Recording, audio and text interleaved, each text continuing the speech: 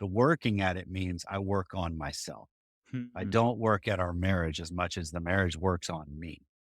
And so if I will look at it through that lens, I start challenging myself of, would I want to be in a relationship with me? Would I trust me? Am I being trustworthy? Am I giving opportunity to be chosen rather Mhm. than acting and hoping I get what it is I want? You're listening to Get Your Marriage On, the fun and spicy podcast bringing you new tools and fresh ideas so that you can be the sexiest couple you know.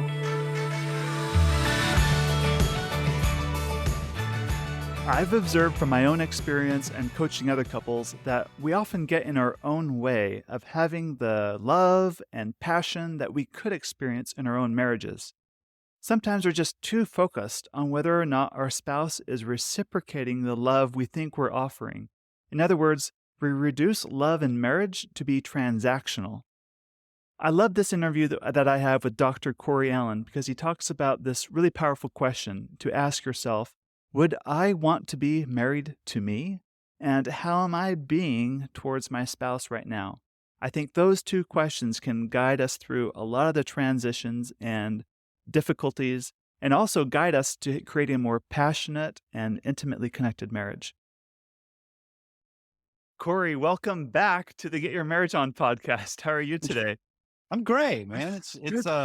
Well, I mean, full well, we've been in the middle of a whole huge migration from URL to URL. So I've been talking with you a bunch the Yeah, last it's several been wonderful. days. Yeah. That's great. If you don't know, in addition to Get Your Marriage On, I also run a software development company, and I have the privilege of helping Corey with his website. So Mhm. there's been some big updates lately, and I've been involved in that. So it's been a privilege. Um, so Corey, you were one of my very first guests when I launched this podcast over 2 years ago, and I'm so Right. happy to have you back today. Well, it's good to revisit again. Absolutely. Yeah. I wanna know though, you've been doing what you've been doing for many 7 years now? Oh, no, no, no. So the 10 the years? show, yeah, the show Passionately Married actually is only a week old. But it was formerly known as Sexy Marriage Radio, and we've been on the air for over 11 years. 11 years, that's it. 11 years plus over 11,000,000 downloads, and it's one of the top ranked, podcasts in iTunes, whatever. But there's gotta be some sort of an origin story to what happened in your life that kinda woke you up to wanting to do what you do as a therapist and as what you do with your Mhm. podcast and everything like that. Can you tell that story? Well, yeah, I mean, so there's a whole bunch because Pam and I we actually would look at life and we say we are on our fifth marriage with each other. Okay. Um, Uh-huh. because we can actually see demonstrative times Mhm. that marriage ended, then this new one began, and that's Mhm. largely stages of life, kids, et cetera, et cetera. And But just to be clear, you're on your 5th marriage with the same person? with each other, Yes, yes. uh-huh. We have never been divorced, but Alright. they are definitely different chapters in this journey we've had together.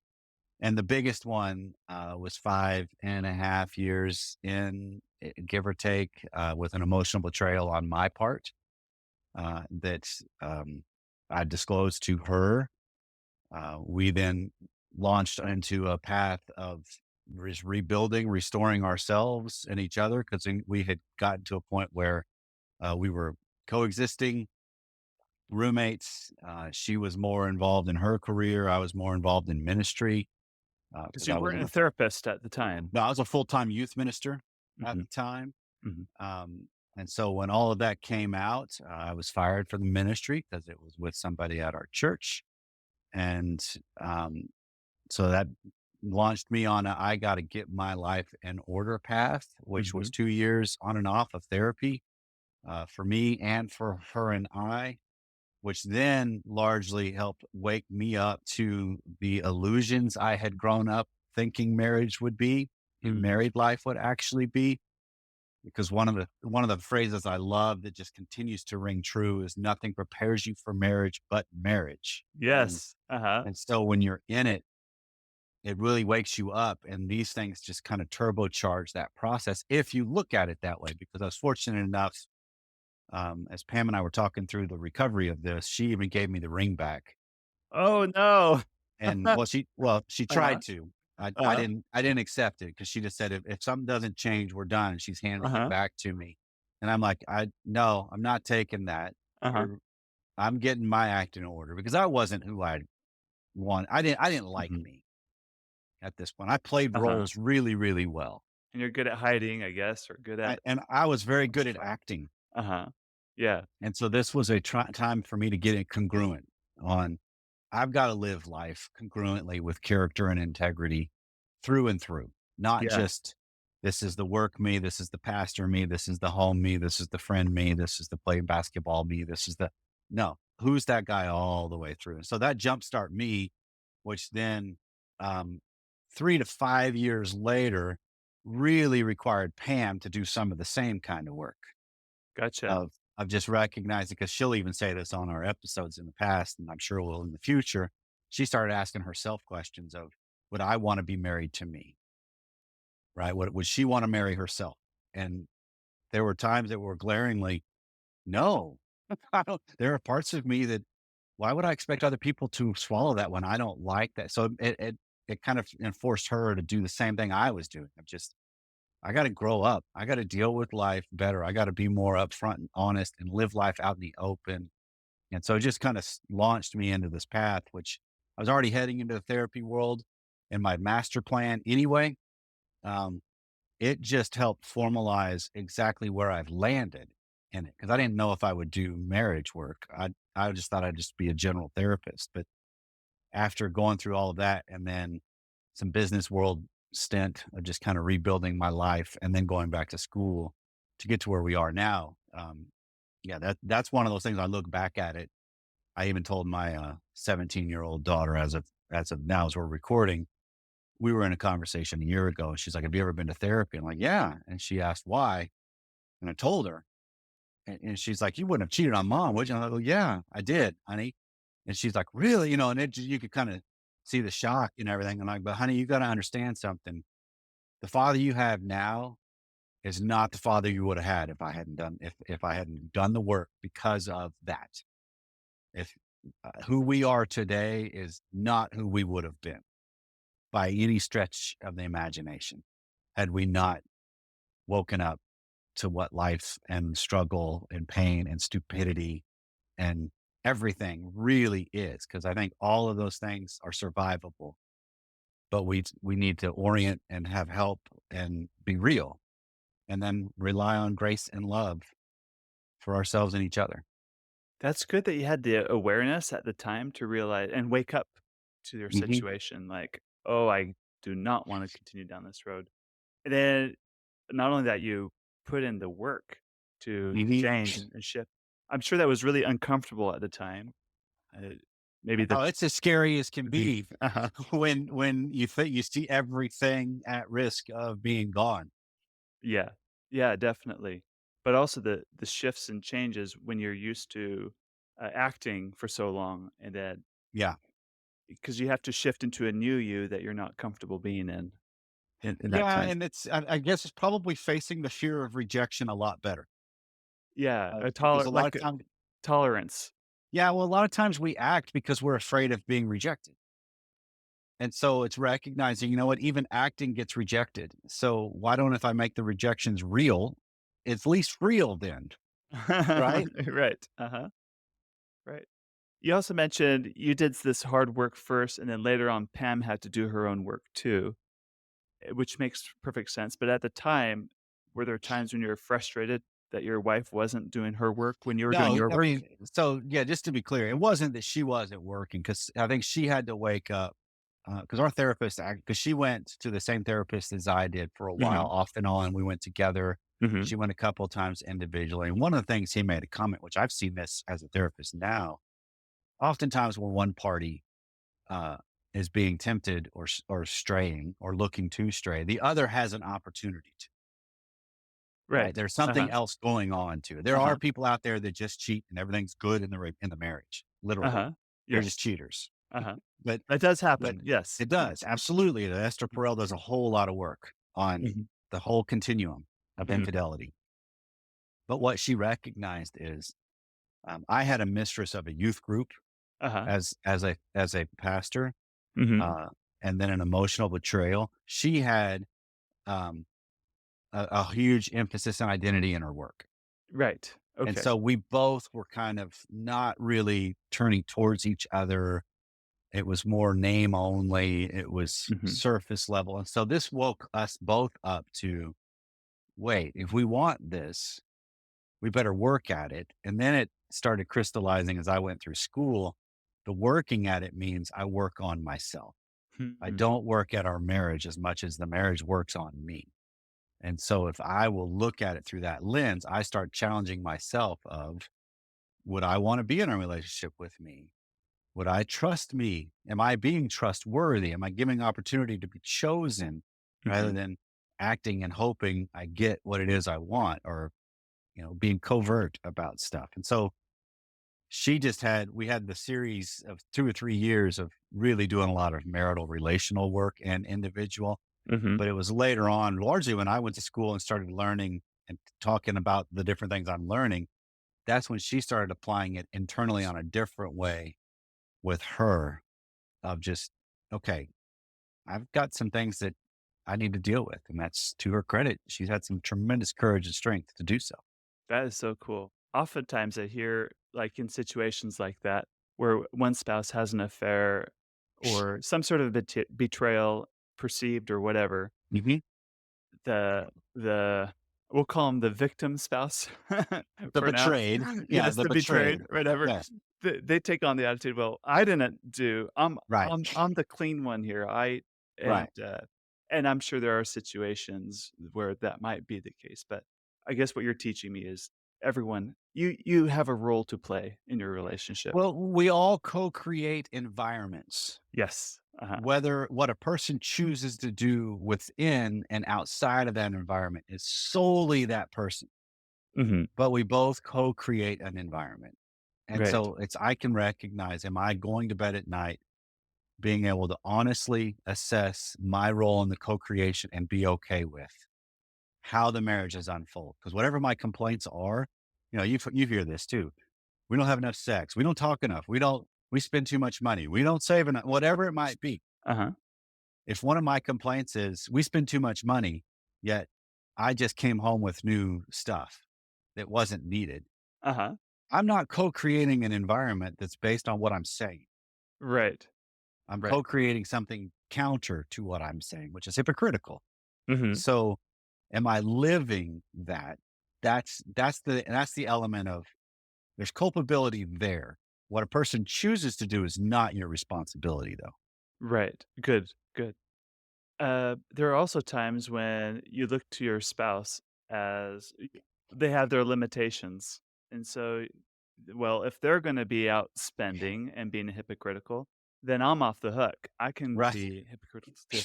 That happens a lot, whether it's conscious Absolutely. or unconscious. Like, Right. and It's I'm sure you both, I see a lot think. of that too. Uh huh. Right. It's Yeah, I think it's both conscious and unconscious. Sometimes it's just well, you can, but then some of it's like, well, you're doing it, so I am too, and I weaponize it. Yeah. Yeah. Exactly. Um, Kind of related to this, I have a email from a husband who really wants oral sex from his wife, and she refuses. She's Yep. not comfortable with it. She says it's one of my hangups, and that he just has to accept that it's a hangup. Um, but then he goes on to talk about like, well, we've tried to talk about is it hygiene? Is it texture? What is this? And no matter how hard he tries, it's not giving him the results he wants. She's still not willing. Then he goes a step further to say, "Well, it's my love language, and aren't you supposed to please your husband and do what he wants to show love?" And so they're kind of co-creating this dynamic Mhm. of this marriage where, of course, she's not gonna wanna participate in that kind of a relationship, but he doesn't see it in it. He just sees it as her limitation, and she sees it as his limitation. So they're kind of what do you call this? What Well, when I one call way that I mean, this is a phrase coined from Schnarch, Mhm, Dr. Schnarch, which is gridlock. It's where what mhm, you want is blocked by what your partner wants. uh-huh. Um, but first off, Dan, I don't recall blowjobs being one of the 5 love languages, actually. Are you Um sure? Just kidding. I don't, maybe there's a reprint that he's come up with a new version or the sexual five love languages or something. But obviously he'd be talking about physical touch there, I would guess. Probably. Um, and while I can understand how physical touch that is oriented towards the genitalia carries some important and Uh, pleasurable weight, uh-huh. there's a whole lot more to physical touch That's right. than does she put your mouth on you. Right. So again, if we frame this as a gridlock issue, you look at it as there's some hard and fast rules in this, and the first one is more communication does not resolve gridlock. Mhm. Trying to get her to talk more about it and understand why, and what it doesn't make her actually all of a sudden click. Oh, yeah, drop them. Let's go. Why It is just that? well, it's because usually we are set in.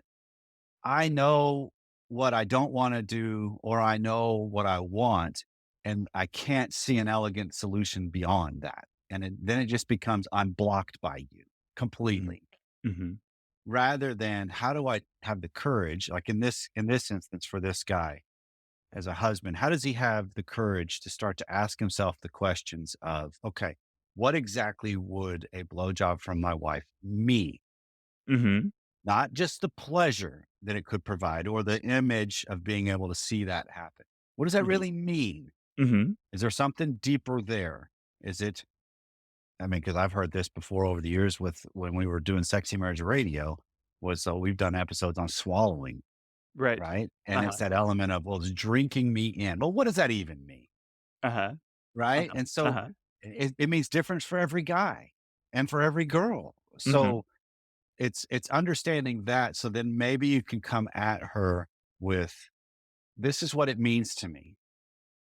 Because maybe all of a sudden there's another way that I could closely start to work towards that meaning being met, Right. Okay. not just the act in and of itself. Mhm. Because there's times where for a wife that's a little reticent about performing oral sex on her husband, some of it can be some bad experience or something that was from a childhood or early early exposure. But Uh-huh. some of it also can be, I just don't, I feel like I have no control, right? I have Mhm. no power. I have to serve. I have to, all of that, which if you reframe that, I mean, come on, you have women that listen to your show. So Uh-huh. ladies, if you have a man's penis in your mouth, you have a tremendous amount of power. Absolutely. And That's remember, right. you have teeth. Exactly.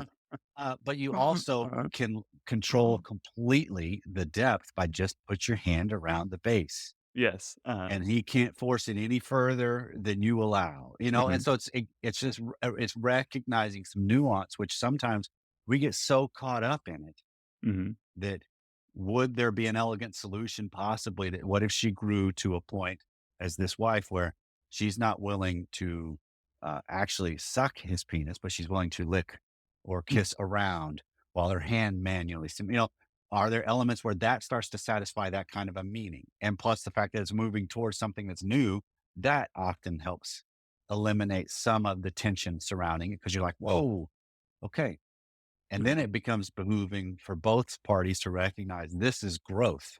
Mhm. It's not that we're after some certain destination. Mm-mm. It's we're on a growth path with each other. That's the goal. And that growth is really sexy, especially seeing Abs- your spouse do something that's hard for them to absolutely. do. Absolutely it is because then you start to recognize what am I really capable of? Mhm. What kind of prowess do I really have? What kind of power do I really have Mhm. to show and display? Because even for her, she's got to answer the question of what does it mean? Because it's, oh, I just don't like that. Well, okay, what is it? And that's what he's kind of talking about. Is it texture? Is it stance? Is it situation? Is it hygiene? Because those are all important things if you wanted to try to venture into it. Mhm. But it also probably has a symbol of something Mm. that no, good girls can't do that. Or no, I've heard this because think of how many times, I mean, you and I both talk in this area a lot. And so how many times do you hear something that it triggers something from way, way back that you immediately were like, yeah, that's disgusting. Right. But then as Uh-huh. you've grown up, you're like, ooh, that's kind of fun, Uh-huh. actually, and Uh-huh. everybody goes through that path. Right. And it's just the willingness to to examine what changed. Mhm. Lots of times it's me that's changed. I just Mhm. have grown into reevaluating and rethinking what I used to believe versus what I believe now. I like that. So this man's comment ends with, "I would love her so much more if she would do this for me." This Oh, so he's a transactional guy. Can you talk on that? Well, I mean, Is real love transactional? oh, this is complicated. Um, because I think there are absolutely elements of life that are exchange based, that are transactional, and even elements of marriage that are so. Best thing we can do is just get it out in the open, and then the close next best thing, and these are probably one and one, is start to examine how am I uh, weaponizing that process and responding or reacting when my transaction's not fulfilled or satisfied. Do I then now all of a sudden harbor resentment, anger? Am I malicious? Am I vindictive? Am I cold and distant? Because all of that is not love. Mm. No, it's not. So, so I think there's an element of when we can make it playful and recognize it. That's a different component of Meaning transaction, there is a transactional well, component, okay. So of the course. proverbial thing is most couples that have any semblance of a regular sex life, Uh-huh. and whatever regular means, Uh-huh. right? There's usually a unspoken transaction associated with weekends away, night outs, Right. Uh-huh. vacations to the beach, Uh-huh. Uh-huh. whatever. Uh-huh. It's kind of an unspoken among the higher desire and lower desire spouses when it comes to sex that's expected. That's why the analogy or the idea of, well, I'm just going to stop initiating and knowing that that void will be filled by my lower desire spouse of initiating. Like, no, they won't. Because even if you stop initiating, they know you are the higher desire still. They know you're interested in. So nothing has changed. So it's just when you can bring it out in the open to realize this is what I'm hoping for. This is what my plan is. This is my sexpectation, if you Uh-huh. will. Uh-huh. Um, Now all of a sudden, at least I've brought some of the component of what relationships are out into the open. Because even defined roles of husband and wife and doing a family, those are transactional in some. Well, you're the man, you take care of all the outside. Well, you're the woman, you take care of all the inside of the house. Like, well, really? Why? So it's negotiating those to make them out in the open. That's a component of it. But then there's also the component that's the other side of that coin that love is no strings attached. Love is operating with civility and respect and kindness, generosity and Mhm. care, Mhm. regardless of how your partners treat. Right, right. And that's the crucible of our development as people, I think, of how do I treat my kids when they are disrespectful to me? Do I be disrespectful and kind? Well, I'm pretty much guaranteeing they will continue in being disrespectful. So if I look at it as, wait, what's my role in this situation? If what I'm, and for this guy, if he's weaponizing his phrase of, I would love you so much more, Uh-huh. or Uh-huh. you would show me love so much more if you would do this, that's not creating an environment that's going to be inviting and welcoming for her to want to even turn towards that No. No, because it's no. weaponized. Mhm. It's holding it out over her head. And it's like, seriously, that you really think she's going to want to perform that for you when you are taking that kind of a stance? No. Mm-mm. No, no. And if I could say there's some entitlement attitude in that too. Sure. And it's hard to love someone that feels they're entitled to your love Right. because Or love. specific uh forms of how that love is to be demonstrated. Right, right, right, right. Does that get people, stuck in this concept of 5 love languages sometimes? Yeah, because I think from the stuff I've searched on Gary Chapman, the author of them, Uh-huh. I heard an interview from him years ago where he was talking about just briefly, and I wish he would have expounded more. But he was talking about the love languages were designed to help you understand yourself. Mhm. And that's it. That's where it ends. and that's it. Uh-huh. Right. It's not Uh-huh. about, okay, now teach your partner to operate out of their love language because it's yours. Right. And And while that mechanism can help stretch, because if mhm. I'm married to a wife that is acts of service and I'm physical touch, well, then a stretch for me would be, how do I be more aware of opportunities where I could serve? Mhm. And Yes. a stretch for her would be, how could she be aware of opportunities where there can be affectionate touch, where, and because maybe she grew up in an element where she's not a touchy family, right? They just did. And so now it's a chance that she could grow into that if she chose. But to do it just because it's what speaks to me, who says Mhm. I get to be the sole determinant and tyrant on making that happen or not? Right, right. So there are some tyrants out there. Oh, I think a majority of married life Mhm. really boils down. Well, I'm afraid I can speak to this from truth, um, because it's been my experience. Almost every single couple I've ever worked with as a coach and a therapist falls into the category of I love you, but don't tell me what to do, which Mhm. is that element of I don't want to live according to your tyrancy. Right, right. We wanna be independent. We wanna live our own life. Absolutely, and we will do it we'll get to a point where we'll do it in really bad ways to get our independence if we Yeah. have to. But we also wanna belong, and those 2 Hmm. forces compete all the time. Hmm. Absolutely, and that's our growth. That's the area that we get a chance to grow and to recognize, how am I leaning into either one of those as Mhm. warranted and necessary in the best parts of me, to then see what my partner does and how they respond. Gotcha.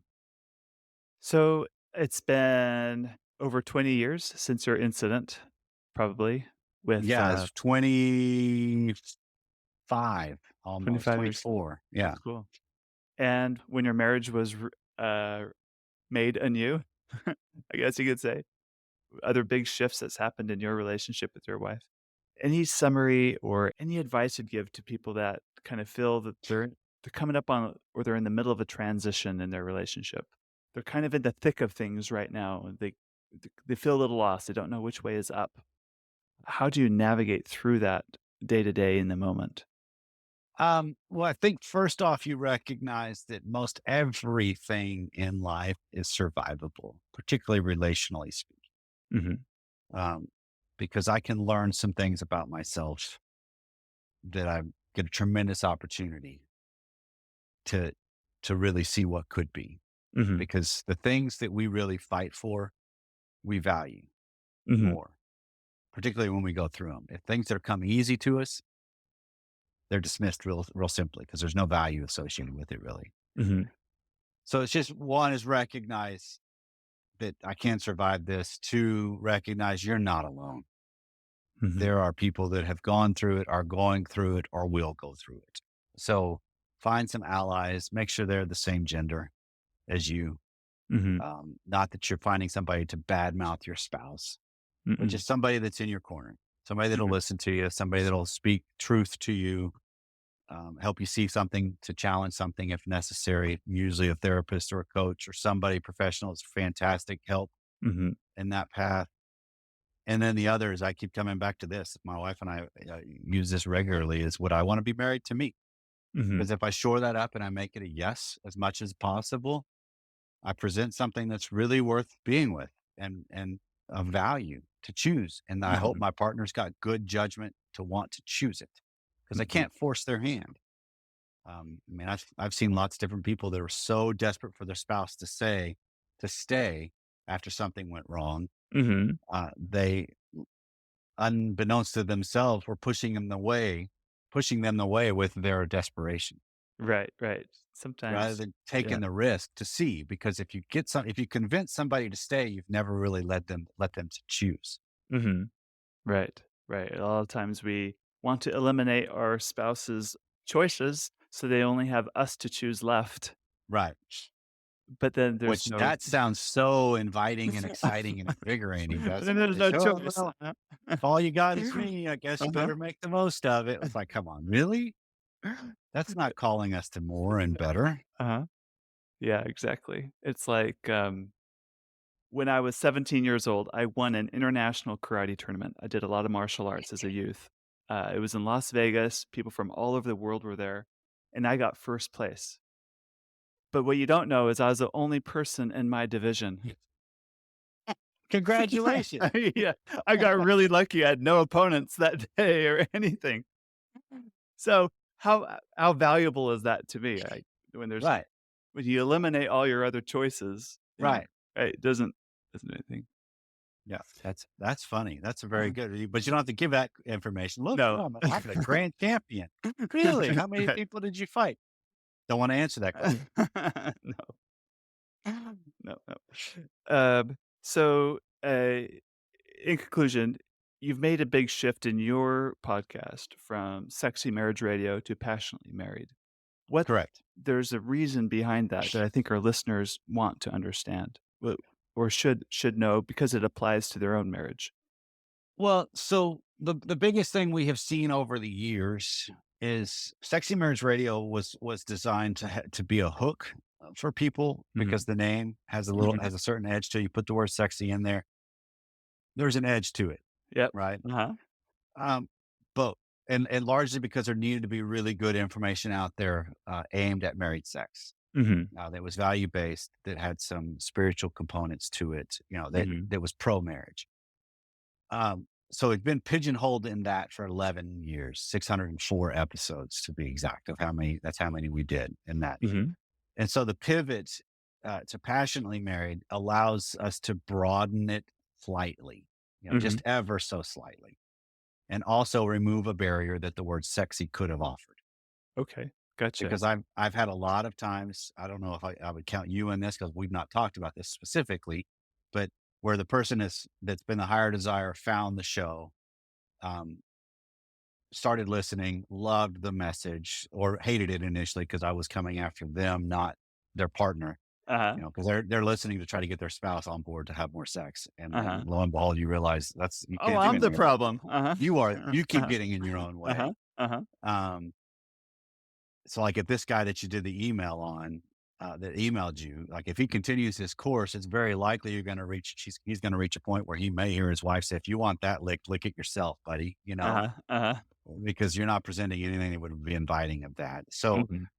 it's most of the time I would hear these stories of they would find it and present it to their spouse because they realized, like this isn't just about sex. This is about living life. And I'm seeing Mhm. some benefit from it. But the spouse just hears it as, no, that's just about sex. That's just a show about sex. And it's like, well, yes, it is. But then again, it's not. And so we want to try to, over time, soften that while still having the depth and the meaning of what we approach and how. But that also opens up the possibilities in the future to talk about other things too. Mhm. We're not doing that anytime soon necessarily, but over time, we want to tackle some other topics because how we live matters. How we live is how we do sex, how we do parenting, how, all of it. Mhm. And when I can be better and living more passionately, that's why I love the words passionately and married. They're both action words, right? They're things I'm doing that are going forward. And that's the way life is meant to be lived, I believe. So is marriage. That's so good. All right. So if people want to find you, learn more about you, where do they go? So the new home, everything from the old will redirect, thanks to your team. Uh, but the new home is passionatelymarried.net. So everything is there. We're also going to all of the social media networks again. So Instagram, TikTok, Facebook, YouTube, and they're all just at Passionately Married on all of them. Just any one of them, any platform you'll find us by putting those words in. Great. Well, thanks for being here today. Man, this is fun. Mhm. Blessings on your year coming up and your show, dude. Thanks.